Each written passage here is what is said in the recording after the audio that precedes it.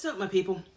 Welcome back to Epps World Entertainment, the only place where geek culture gets the respect it deserves. That's right, we give it the same respect a fat kid gives cake.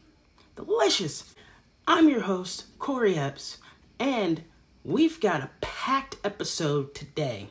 We're talking Joker, Folie et Douce, some Smallville revival news, a new spinoff for the boys, and, of course, the ever-expanding Marvel universe, plus a little video game news and anime nostalgia. So let's dive right in.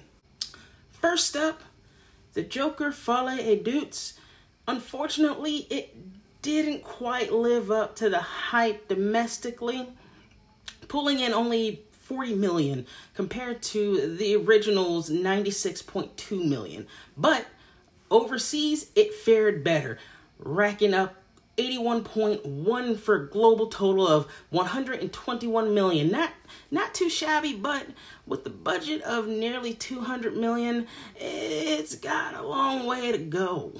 On the other side of the DC front, Tom Welling has been teasing a Smallville sequel, possibly animated, and maybe part of James Gunn's new DC universe. Welling's been hinting at it for a while, but, well, we'll have to wait and see if Gunn has got it on his radar.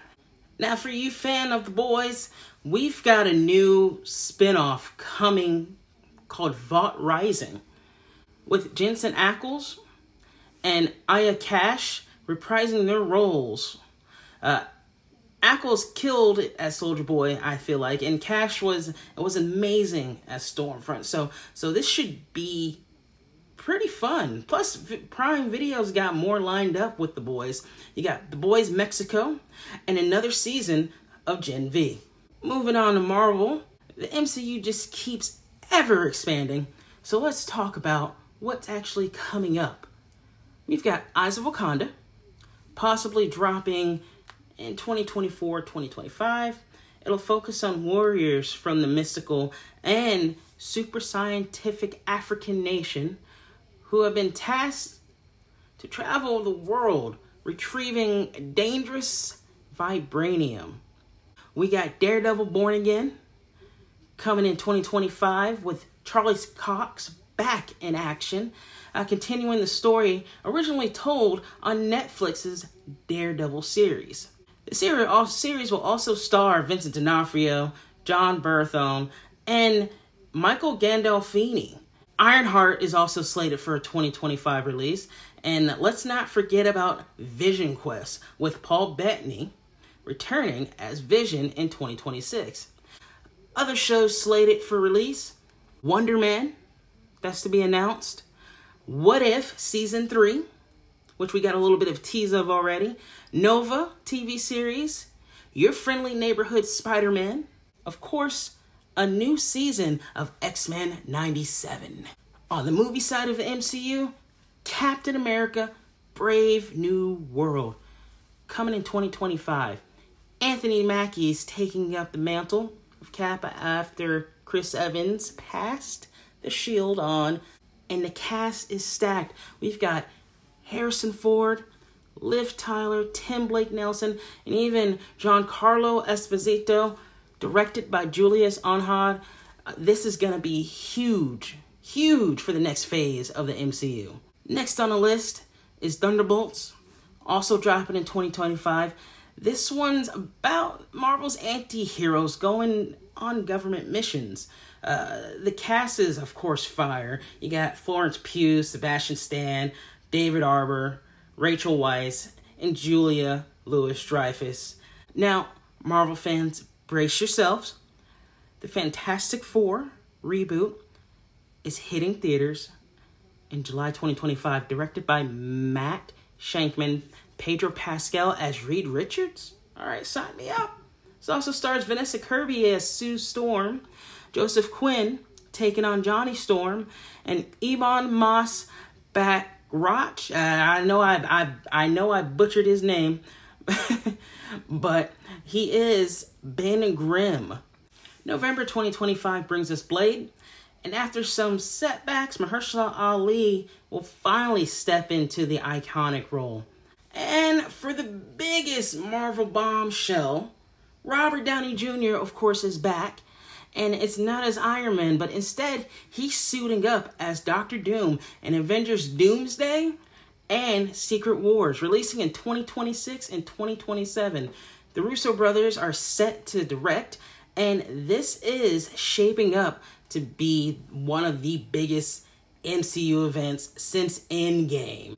Now, if that's not enough to make your head spin, we've got Armor Wars, Shang-Chi 2, Spider-Man 4, an X-Men reboot, and a mysterious new Scarlett Johansson project, all in the works.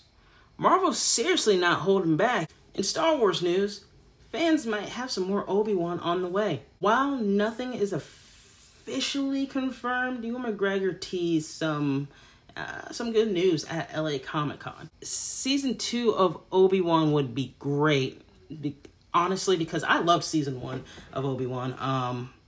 It was nice seeing what that version of Obi-Wan Kenobi was up to 10 years later, and it was kind of cool seeing Darth Vader, like Anakin Skywalker, still dealing with like the bitterness of like the fallout that him and Obi-Wan Kenobi had. Alright, in video game news, big changes coming for Halo.